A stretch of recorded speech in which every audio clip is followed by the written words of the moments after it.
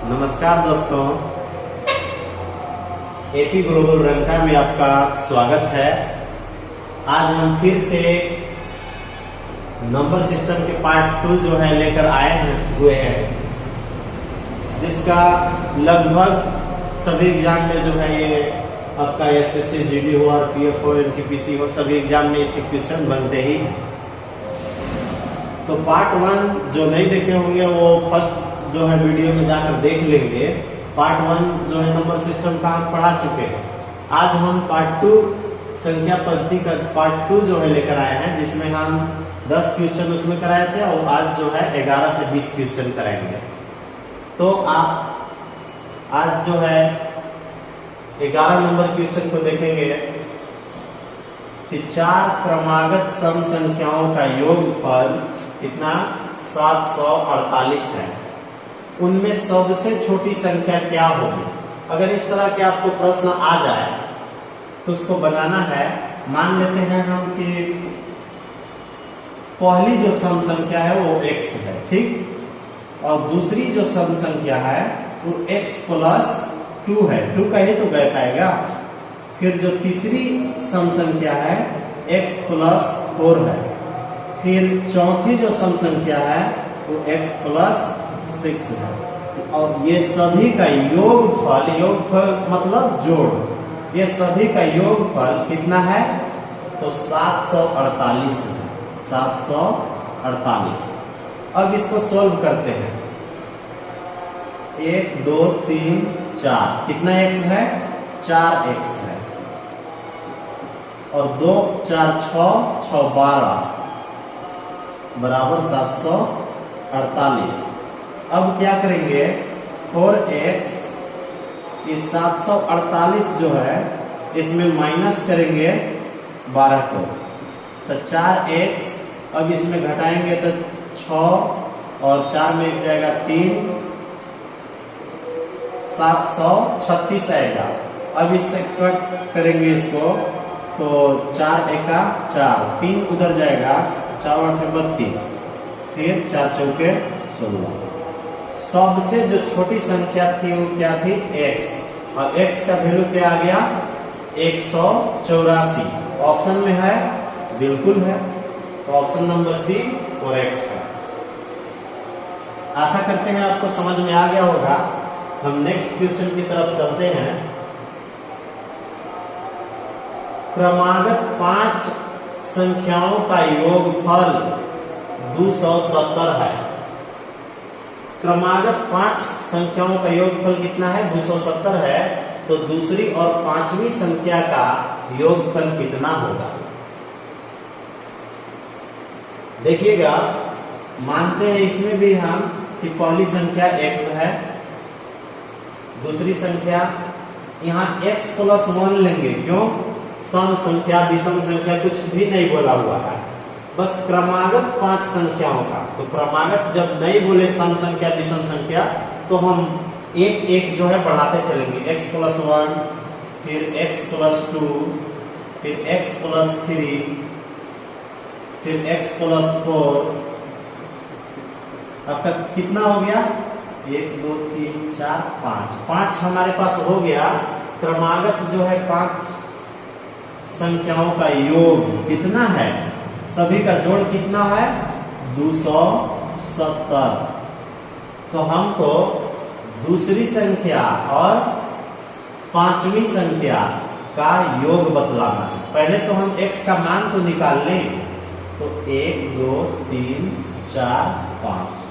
x को जब अपने पे जोड़ेंगे अपने जाति से, तब 5x आएगा।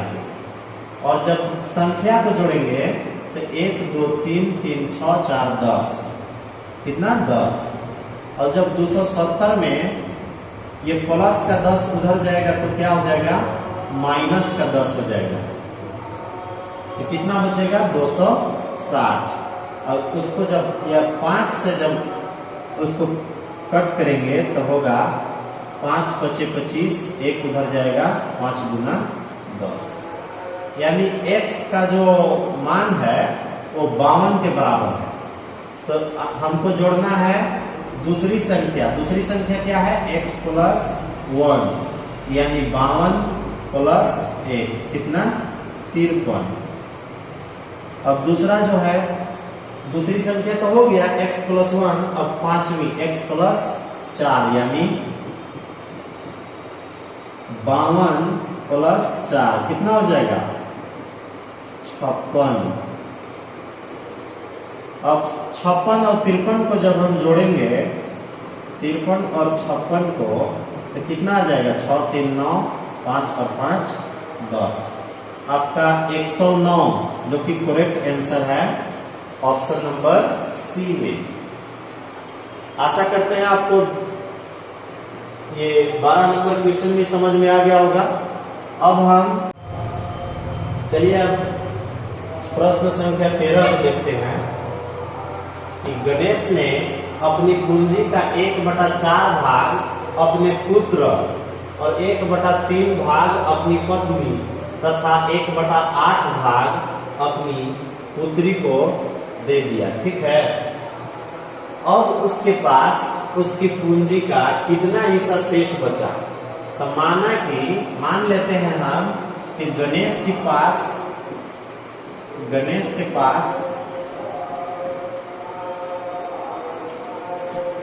की पूंजी, इसकी पूंजी को मान लेते हैं कितना है 1, मान लेते हैं अभी कितना है 1 है।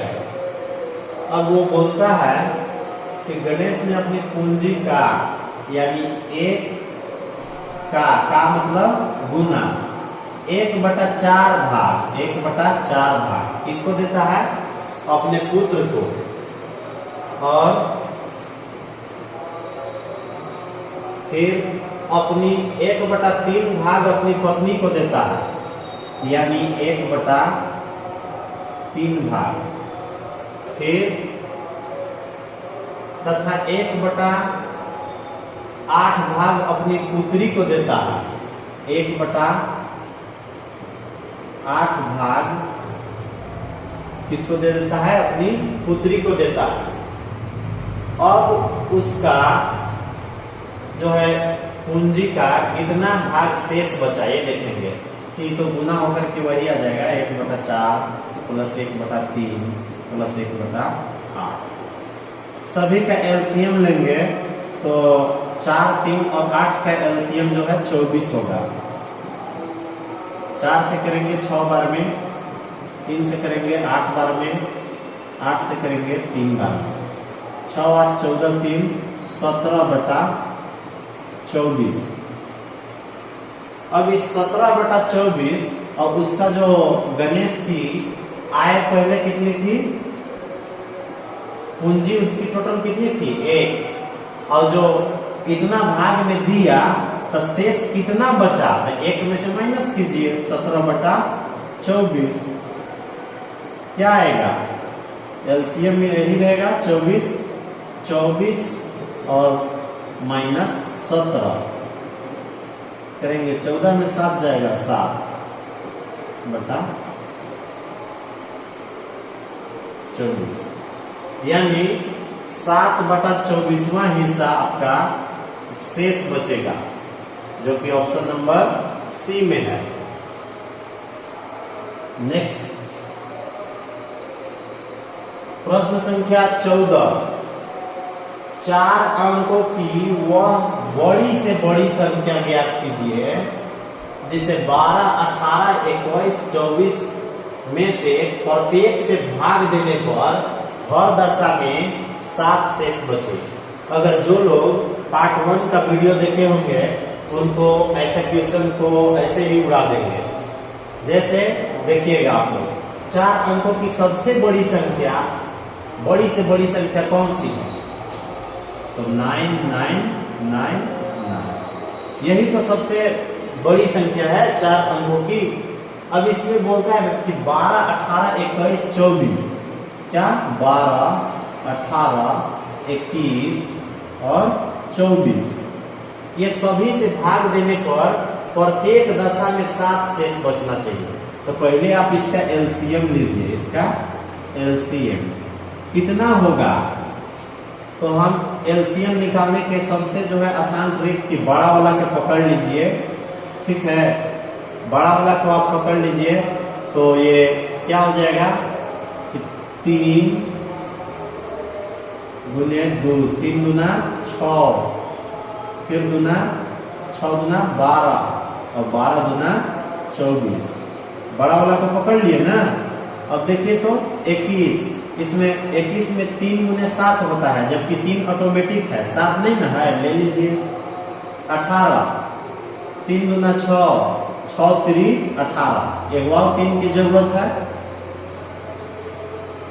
फिर 12, 3 दूना 6, 6 दूना 12, ये तो ऑटोमेटिक है। गुना कीजिएगा तो 3 दूना 6, 6 दूना 12, 12 दूना 24, 24 दिया 72 और 72 7, 72 गुने 7, 7 गुना 14, 7 7 49 और 1 50। तो आप इसमें कितना से भाग देंगे? 504 से। एक बार देख लेते हैं। 24 को किए 3 गुना 6 गुना 12 गुना 24, 21 को तो 7 3 21, 18 को 3 गुना 6, 6 3 18 और 12 को तो 3 गुना 6 गुना 12, 504। इससे हम इसमें भाग लगाएंगे। तो 504 से अगर आप 2 बार भी लगाते हैं तो 1000 प्लस हो जाएगा। ठीक है, तो हम एक बार ही लगाएंगे 504। 9 में 4 गया 5, 9 के 9 उतार देंगे और 9 में 5 गया 4, 495 जो कि छोटा है इससे एक अंक और उतार लीजिए। कई बार में जाएगा? तो 9 बार में देखते हैं। 9 चौके 36, 9 0 0 3, 9 बचे 45। कितना बचेगा? 3 2 4 423। और 423 जब हम इसमें घटाएंगे 9999 में कितना माइनस करेंगे? 423। तो क्या बचेगा? 9 में 3 गया 6, 9 में 2 गया 7 और 9 में 4 गया 5, 9576। लेकिन अभी भी करेक्ट आंसर नहीं है। हर दशा में कितना बचना चाहिए? 7 बचना चाहिए। प्लस 7 इसमें ऐड कीजिए तो 7 6 13 हासिल 1, 7 और 1 8, 5 9 है ऑप्शन में 9583। आपका ऑप्शन नंबर डी में देखिए है, यानी ये आपका करेक्ट आंसर हो गया ऑप्शन नंबर डी। तो अब हम क्वेश्चन नंबर 15 में चलते हैं कि जब एक विद्यालय के सभी छात्रों को 54 पंक्तियों में खड़ा किया जाता है तो 30 पंक्तियां बनती हैं। क्या है? 54 छात्रों को एक पंक्ति में खड़ा करते हैं तो कितनी पंक्ति बनती है? 30 पंक्तियां बनती है। यदि इन्हें 45 छात्रों वाली पंक्ति में खड़ा कर दिया जाए तो ऐसी कितनी पंक्ति बनेगी? तो बटा में ले लीजिए आप 45, काटिए 15 दूना 30, 15 तिया 45। ठीक है, अब जो है इसको करेंगे तो कटेगा कई बार में? 3 एका 3, 2 उधर गया 3 8 24, 18 दूना 36 है ऑप्शन में। ऑप्शन नंबर बी बिल्कुल है। तो ये इजी क्वेश्चन था। नेक्स्ट जो है क्वेश्चन नंबर 16। 3 संख्याओं की औसत 28 है। 3 जो संख्याएं हैं उसकी औसत कितना है? 28 है। ठीक है, यदि पहली संख्या दूसरी की आधी तथा तीसरी संख्या दूसरी की दोगुनी तो तीसरी संख्या क्या होगी? एक मिनट देखिएगा। बोलता है 3 संख्याओं की औसत 28 है। हमारे पास जो है 3 संख्या है, 1 2 3 संख्याएं हैं। अब इसका औसत 28 है। यदि पहली संख्या जो है वो दूसरी की आधी है। अगर इसको दूसरी को मान लेते हैं हम 2x, तो इसका आधा क्या होगा x।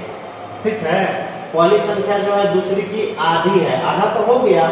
फिर आगे पढ़ते हैं, तथा तीसरी संख्या दूसरी की दोगुनी है।